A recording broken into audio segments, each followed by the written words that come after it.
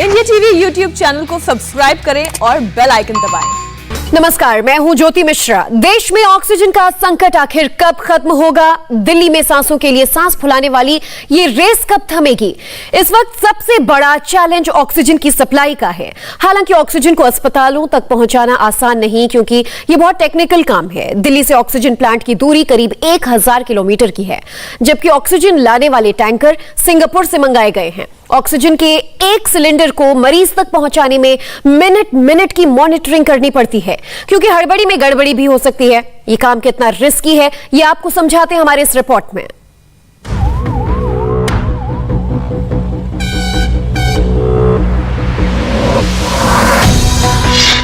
आखिर देश में ऑक्सीजन का संकट अभी कितने दिन और चलेगा? अभी ऑक्सीजन की कमी से देश में कितनी और मौतें होंगी? एक एक सांस के लिए मरीजों को ऑक्सीजन का कितना इंतजार करना पड़ेगा? ऑक्सीजन से जुड़े इन सवालों का जवाब हर हिंदुस्तानी जानना चाहता है।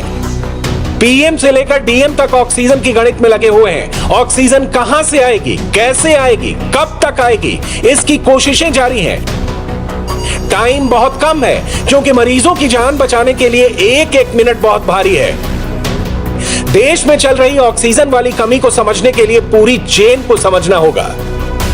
वायरस के बढ़ते संक्रमण की वजह से अस्पतालों में मरीजों की संख्या अचानक बढ़ गई है। इसमें फेफड़ों में इंफेक्शन फैलने की वजह से मरीजों को ऑक्सीजन की जरूरत दोगुनी हो चुकी है। देश में ऑक्सीजन की अचानक बढ़ी डिमांड की वजह से 5000 मीट्रिक टन ऑक्सीजन की जरूरत है, जबकि प्रोडक्शन सिर्फ 1500 मीट्रिक टन है। अगर प्रोडक्शन बढ़ा भी दिया जाए तो भी ऑक्सीजन की सप्लाई करने वाले क्रायोजेनिक टैंकर की भारी कमी है। यानी हर लेवल पर ऑक्सीजन की कमी ने इस लड़ाई को और मुश्किल बना दिया है। लेकिन ऑक्सीजन की कमी की समस्या की शुरुआत अस्पतालों से शुरू होती है। कोरोना के बढ़ते इन्फेक्शन की वजह से सीरियस कंडीशन में पहुंच चुके मरीजों को सिर्फ ऑक्सीजन से बचाया जा सकता है। वायरस से कमजोर हो चुके फेफड़ों की वजह से शरीर में ऑक्सीजन की जरूरत अचानक बढ़ गई है।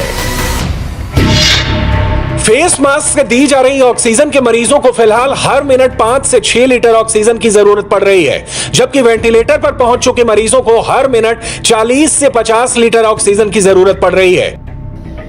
कोरोना में high flow nasal oxygen therapy की वजह से शरीर में ऑक्सीजन की जरूरत दोगुनी हो चुकी है। हालत यह हो गई है कि आज सुबह तक दिल्ली जैसे महानगर के अस्पतालों में सिर्फ कुछ घंटों की ऑक्सीजन बची हुई है। कुछ अस्पतालों में ऑक्सीजन की सप्लाई खत्म हो चुकी है, जबकि कई अस्पताल में ऑक्सीजन की कमी से मरीजों की मौत हो चुकी है।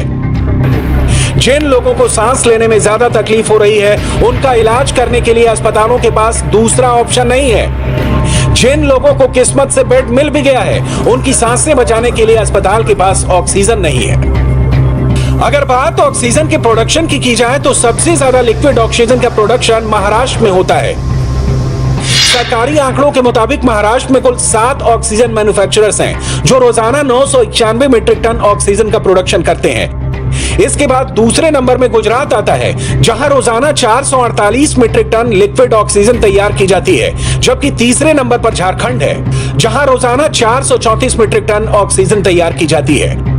हैरानी की बात यह है कि देश के सबसे ज्यादा आबादी वाले राज्य उत्तर प्रदेश में रोजाना सिर्फ 184 मीट्रिक टन का प्रोडक्शन होता है।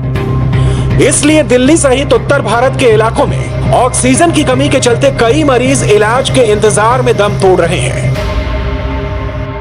अब दिल्ली के अंदर मान लीजिए कहीं दिल्ली को जो ऑक्सीजन उनकी रिक्वायरमेंट के हिसाब से, उनकी अपनी एक्सेप्टेंस के हिसाब से जितनी आवश्यकता से ज़्यादा भारत सरकार दे रही है। अब आपको अपना कोटा अपने सिस्टम में लाकर और उसको रेशनल तरीके से, समयबद्ध तरीके से लोगों को डिस्ट्रीब्यूट करना, ये जो फाइन प्लानिंग है, ये तो सरकार को, स्टेट गवर्नमेंट को ही करनी पड़ेगी ना। ये भारत सरकार तो सारी सुविधाएं आपके लिए उपलब्ध करा सकती है। दिल्ली जैसे महानगर के पास कोई बड़ा ऑक्सीजन प्लांट नहीं है।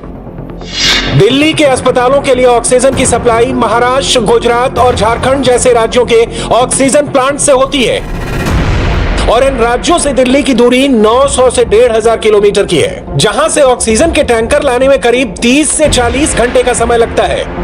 इसकी सबसे बड़ी वजह यह है कि देश की सड़कों पर टैंकरों की स्पीड तय है। गैस से भरे ये टैंकर 40 किलोमीटर प्रति घंटे की स्पीड से ज्यादा तेज गति से नहीं चल सकते हैं। इसके अलावा एक्सीडेंट के डर से ऑक्सीजन के टैंकरों को रात में चलने की मनाही होती है।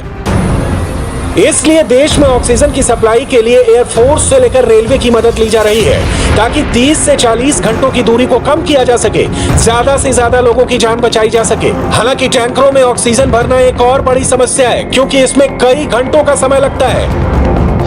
ऑक्सीजन टैंकरों को अक्सर प्लांट के बाहर घंटों लाइन में खड़ा होना पड़ता है, क्योंकि 15 टन वाले एक टैंकर को भरने में करीब 2 घंटे का समय लगता है। यानी ट्रांसपोर्टेशन को ठीक कर भी लिया जाए तो टैंकर में ऑक्सीजन को भरने की टाइमिंग को कम करना बहुत मुश्किल है।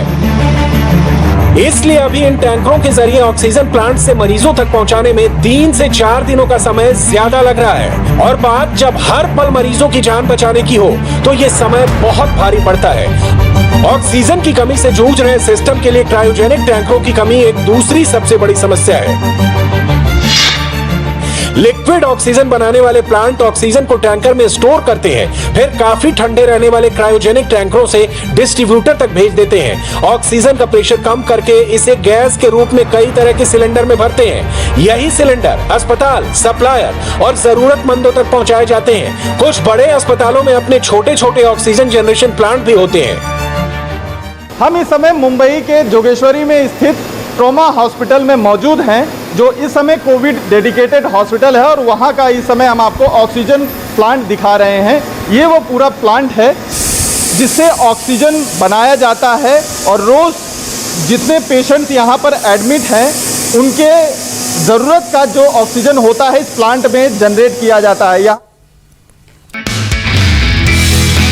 नमस्ते, मैं हूं मीनाक्षी जोशी। वीडियो और खबरों से अपडेट रहने के लिए India TV YouTube channel subscribe करें, बेल आइकन दबाना ना भूलें। जुड़े रहें इंडिया टीवी के साथ।